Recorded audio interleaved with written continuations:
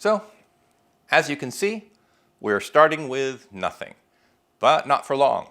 Today, we're going to take you on a virtual tour of our 50-foot performance cruising catamaran that we designed and will be building starting in January of 2023.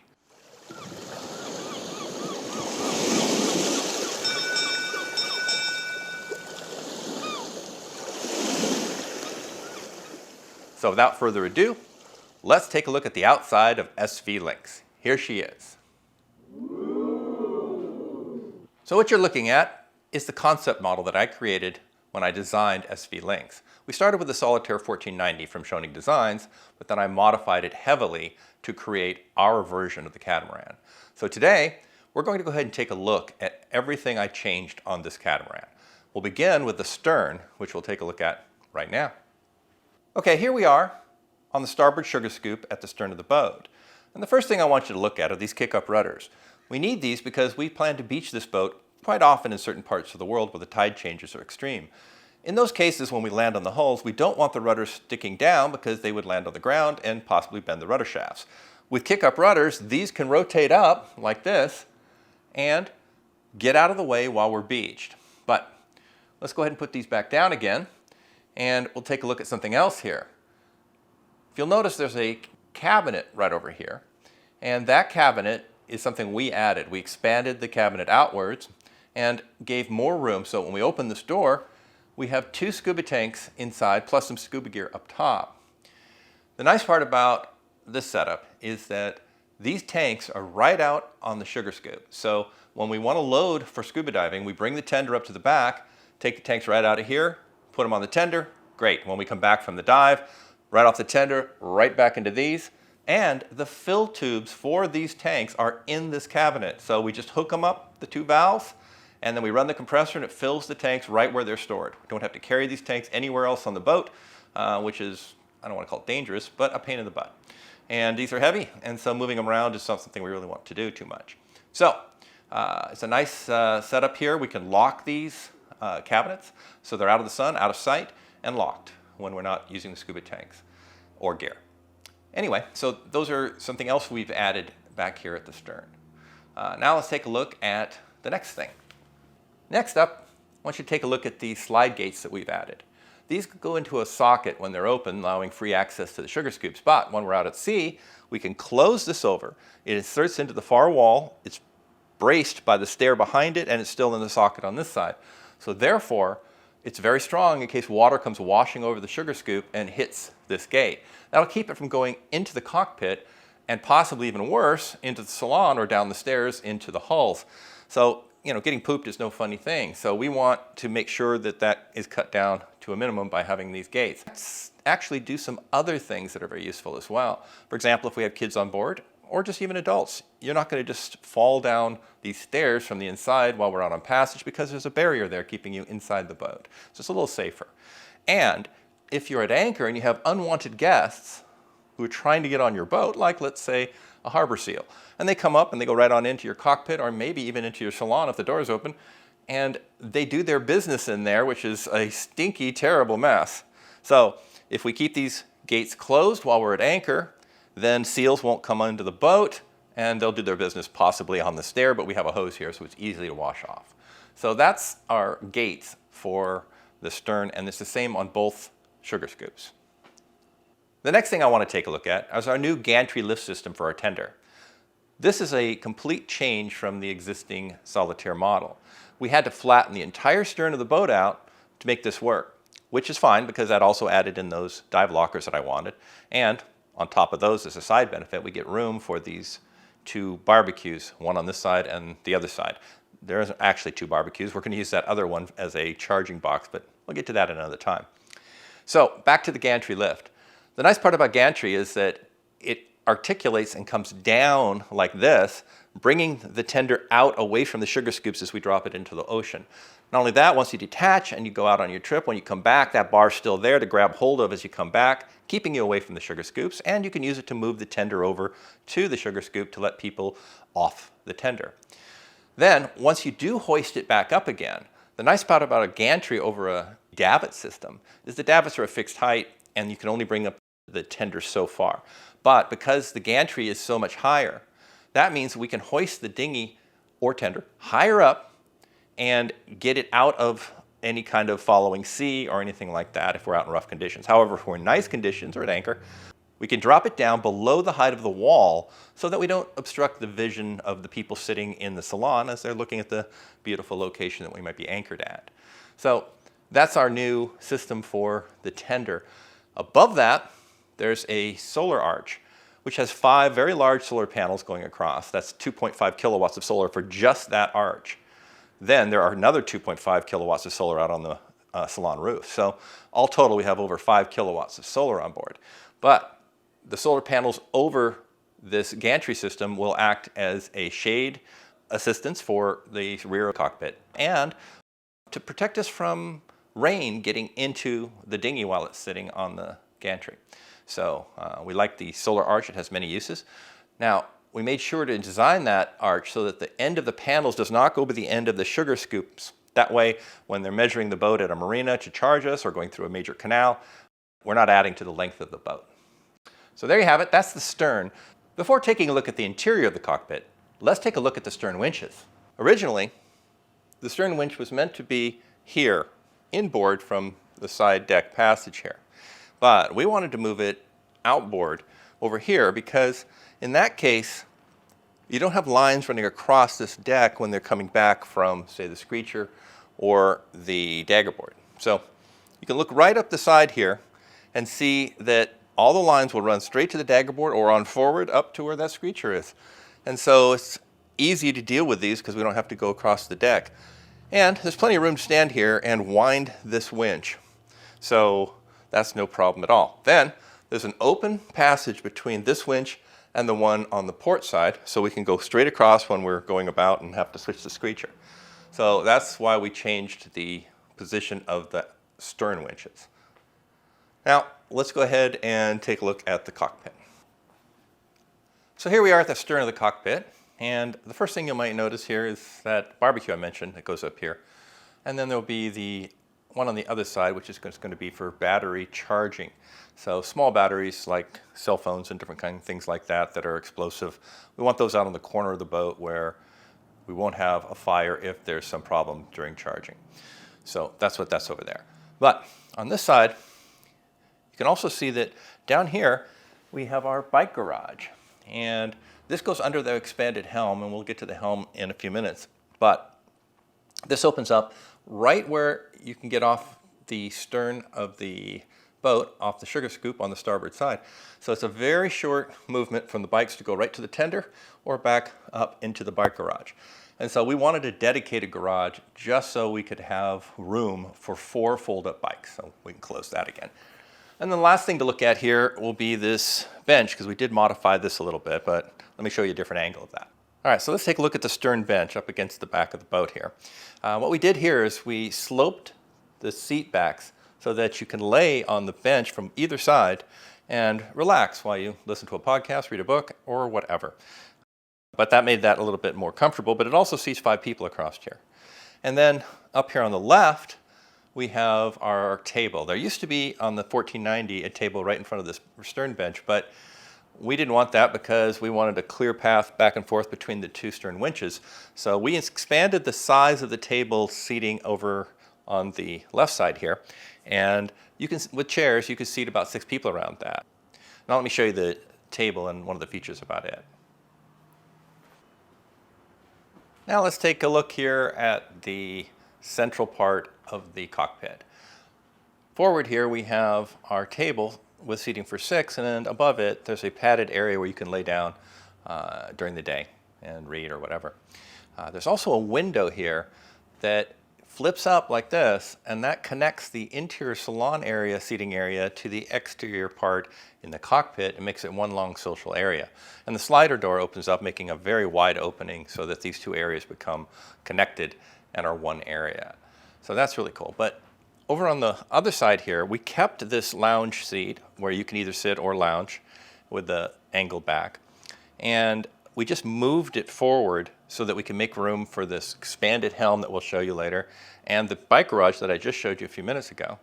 And If you'll notice, there's a set of stairs going up that leads straight from the cockpit up to the helm, the line handling, or straight out to the side deck so that you can get forward without having to go around to the back of the boat. So this is our social area that we're looking at right here, which has seating here, over here, and at the back at the bench. Well, the helm's right up these stairs, so why don't we take a look at that next? Okay, so here we are at the helm. And the first thing you need to notice is that I just came up the stair from the cockpit, and I could continue straight onto the side deck if I wanted to go forward without anything in my way. But we've also split up the helm into two positions. One is the line handling. So here you have 3 winches, the middle one's electric and the other 2 are manuals. And you can come up here and all the lines from the mainsail and such are led back here. And you can control everything right from here. The nice part is you're not in the way of the helmsman, nor is he in your way, because the helmsman has his own area back here that you step into, right here. And now you can take a seat at the helm, and you have your own area that the line handler is not going to be coming through. And from here, let me stick back out again, there's a 3-person seat here, so that it's sort of a social area as well as the helm control. Now, there's a couple other things about this helm area that are neat. When you want to stand at the helm, there's a flip-up footrest, so that allows you to stand without hitting your head on the top of this hardtop. Because we couldn't raise the hardtop further up because it would make the boom go up, and we don't want to change the height of the boom for performance reasons. And so we wanted to keep this hardtop down, so what we did is we made it so that you could stand here, or if you want to sit down, you can flip down the footrest, and that gives your feet a comfortable height to sit at on the bench. So it works for both of those things. And the last thing I want to mention is that there's an arm you see out there. And that arm keeps you from getting knocked overboard if a wave happens to slap into the side of the boat hard. And you won't be surprised and get knocked out of the seat. Instead, there's that arm. But that arm also raises up so that if you want to get out quickly to go forward, you can do that. Lift the arm, off you go. So it has both. It has the safety of that arm closed when you're sitting there, and you can open it up to make quick access to the front of the boat. One more thing about this whole helm. We do have this hardtop above, and it serves several purposes. It gives us shade, but in inclement weather we can drop the enclosures down, and there is a window in the front that can either be down or folded up. So if it's nice out, you can have it up and have breezes coming through. If it's poor weather or salt water splashing into our face, we can drop this main window down and put all the enclosures down and be completely safe inside of the helm station. Now, from here, we can also go forward and take a look at a big change we made to the whole salon roof and windows. So let's take a look at that.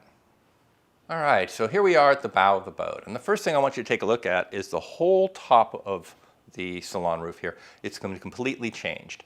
And the reason we changed it is we wanted these large windows going all the way around and wrapping here so that we have great views from inside the salon.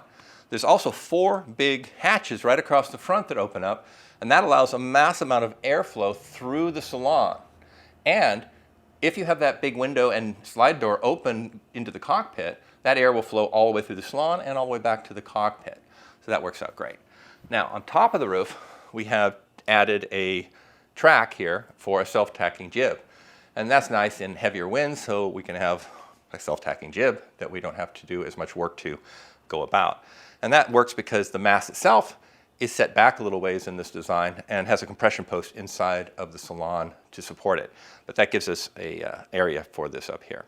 And now last, down on the ground here, you'll notice 3 very large compartments that are great for storage. The center one is going to have a tube coming down from the rain catchment system built into this new salon roof. The rain catchment system comes down through that tube, goes into the center compartment here where there is a filtration system.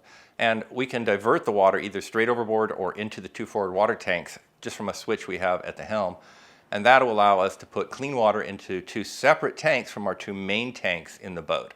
That way we don't contaminate them. So that's our 3 forward storage areas. The outer 2 will be used for whatever we want, fenders, sails, or anything. And there are more storage containers forward, but those aren't new to the boat. They existed in the 1490, so we don't need to go over that. So let's go ahead and go back, and we're going to go down into the cockpit through the helm again, and then into the salon to show you that. So let's head on in and take a look at the salon. This is the main table. So it's seating for about 6. And this table has a drop down, and the cushions come down, so it turns into just slightly less than a queen size bed. And that's only useful if we have extended crew, since we have 4 cabins in the hulls. But at times, if we have a lot of people on board for somewhere like Paris, we can drop this table down and somebody could sleep here. From here, there's a second smaller table, and let's take a look at that right now. So this is a smaller table, which is forward up against the large windows. And here, the same thing happens. You can drop the table down, and this converts into a single bunk. Now, this might be used quite a bit more often, simply because we can drop this one down. We have a day bed, or if somebody's on a watch at night and they want to just lay down with an egg timer for a few minutes, they could come in and use this. But it doesn't change the large table, which is still available if there's other people up, and they can use the main table, and this gives us another option here. Now, if we have extra guests on board, we can use it as a table, and then we have even more seating. And between this table, the main 6-person table, and with the window up, the table we showed you out in the cockpit, we can actually seat about 16 people. So quite a bit for table use here, and use them at different times as well. So now let's turn to my left here, and we'll take a look at the Nav Station, which would be over this way. So here we are at the Nav Station and desk. This is a very large space that's used for many different purposes. First and foremost, it is the Nav Station, so it has all the electronics from up at the helm duplicated down here. You'll have chart plotters, you'll have the autopilot controls, you'll have radios, all that stuff, so that you can sit here looking out these large windows, looking forward, and use this as a nav station if you need to and the weather's bad. But it's also a desk, and they have a printer over on that side and some desk space, so that when you're filling out all that paperwork you constantly have to do when you check in and out of countries, you got a space to do that. And third, it's also our video editing bay, which is why you see 2 monitors here, because this works with a laptop and allows you to sit here and edit videos with some nice screen space on there. Now, on the other side over here, we have a big flat counter, which is great for doing charts, paper charts. And underneath of it, it lifts up. There's a cabinet underneath that you can store all those paper charts. So that's our multi-purpose nav station and desk. Next up, we're going to show you the galley, which is just forward of this nav station. Marianne wants to show you that, so I'm going to turn it over to the Admiral. Hi, I'm Marianne.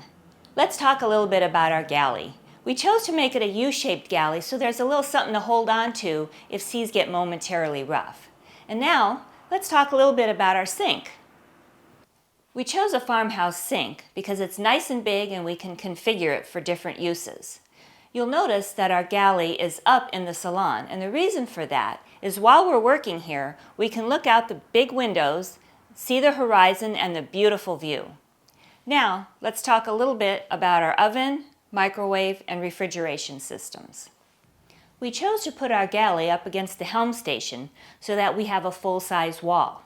With that, we've made space for our electric oven, our microwave, and on this side, our refrigeration unit with the refrigerator on top, freezer in the middle, and ice maker down below. And on this side, we have a counter that we can lift up, revealing 2 top-loading refrigeration units. The one on the right is larger and can be set up as either a refrigerator or freezer. The one on the left is a little bit smaller, but has 2 compartments that can each be set up as a refrigerator or freezer. And that wraps up the galley. But I have one more thing to show you in the salon. So here I am, seated at the main table. Just across from me, on the face of that counter where Marianne was just showing you the refrigerator freezers, there's a flat screen TV. It's easily seen from people sitting here at the table, and we can use it to watch television or edit videos or whatever we need. So it's a very comfortable place to sit and use the television. Well, that concludes the video about the customizations we made to create the Solitaire 1520 from the Solitaire 1490. Now you'll notice that we didn't go down into the hulls, and the reason for that is that we left them pretty much stock. We only made a couple changes. We made the beds a little bit longer because we have some tall crew, and we added a washer dryer into each of the hulls. And we chose the option from Schionning that gives us an ensuite head in each of the cabins with a shower in between. And so that's it. That's our Solitaire 1520, and the next thing we'll be doing is showing you what the design looks like, because this was just the concept.